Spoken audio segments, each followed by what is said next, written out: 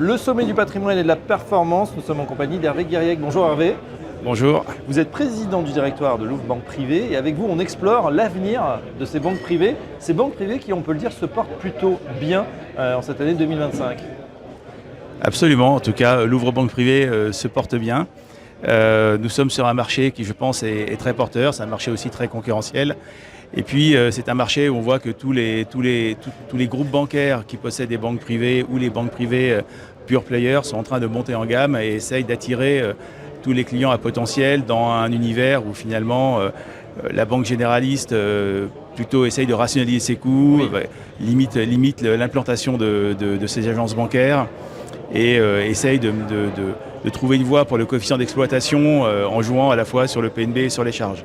Et donc les clients extrêmement profitables, rentables et exigeants aussi, ceux qu'on trouve dans les banques privées, avec des situations complexes, de la richesse d'analyse.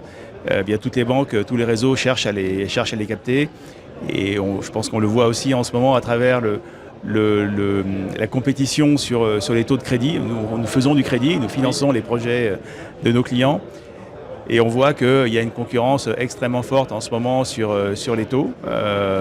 Et la réalité est que du coup, on est en compétition banque privée avec parfois d'ailleurs les réseaux généralistes. Et c'est la plus-value, le savoir-faire d'ingénierie, de structuration, de montage des banques privées qui leur permet de proposer des solutions très sur mesure pour leurs clients et qui permet de continuer à développer ces activités aussi d'ailleurs. Oui, on dit que ces clients justement, puisque vous avez opéré aussi une montée en gamme, donc les tickets d'entrée sont plus élevés, ce sont des clients très informés, très exigeants, qui vous challenge. Donc du coup, il faut aussi monter en gamme au niveau de vos équipes. Alors oui, ils nous challenge, ils se font conseiller aussi par des professionnels, ils ont parfois leur propre family office pour les plus importants d'entre eux, ou sinon ils ont des multifamily office. Et donc oui, ils sont très informés, ils nous challengent, certains même ont accès à des solutions, à des salles de marché directement.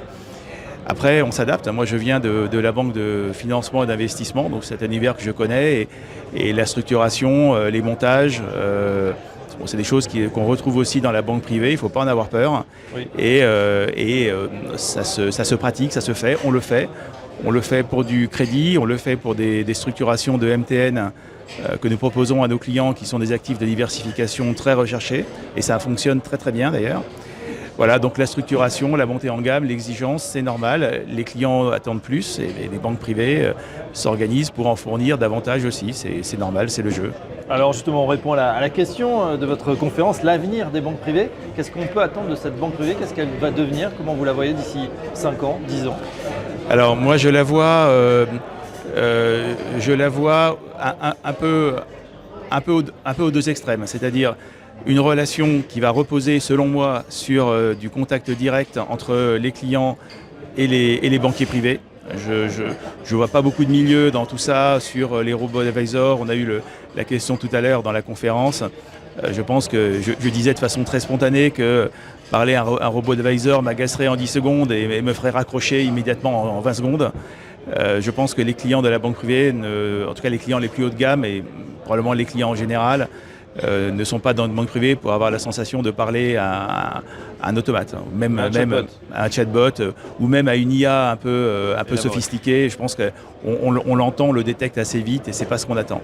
Donc soit de la relation directe avec le banquier privé, soit des solutions digitales performantes où on donne finalement tous les outils pour que le client puisse gérer toutes ses opérations au jour le jour, courantes, avec une app qui fonctionne bien, quelque chose qui soit assez temps réel et de bonne qualité. Voilà, et pour ça que je dis un peu entre les deux, le banquier privé avec le conseil et l'ingénierie de la banque et les solutions de la banque, et puis les outils de quotidien. Et les outils au quotidien sont importants parce que souvent on associe banque privée avec placement épargne, mais les outils au quotidien permettent aussi de capter les clients en banque de flux.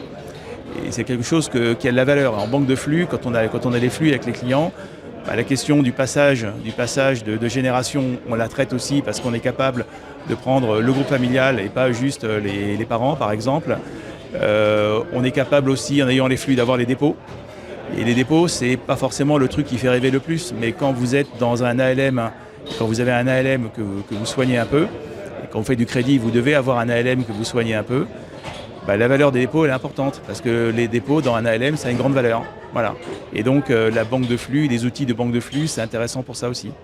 Merci pour ces perspectives sur l'avenir des banques privées. Hervé Guéret, je rappelle que vous êtes président du directoire de Louvre Banque Privée et à très bientôt sur Bismart. Merci beaucoup.